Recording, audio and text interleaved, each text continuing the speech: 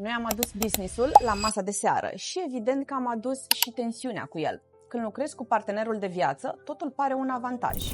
Aveți aceeași viziune, aceeași implicare.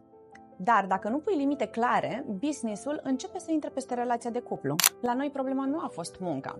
A fost faptul că nu aveam delimitare între muncă și relație. Discutam despre probleme, personal, costuri, furnizori. Nu conta unde, acasă, în mașină, în weekend, în vacanțe. Și uite așa, tensiunea operațională începe să devină personal. Iată ce am învățat. 1. Rolurile trebuie delimitate foarte clar. 2. Cine decide pe fiecare arie în parte. Cum ne împărțim, mai pe scurt. Și 3.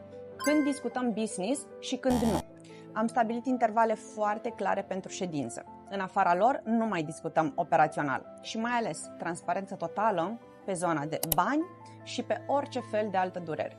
Pentru că majoritatea conflictelor nu sunt despre orgoliu, sunt despre bani și control. Dacă business-ul începe să afecteze relația de cuplu, nu este despre incompatibilitatea în business, ci este doar despre o lipsă de structură și de reguli.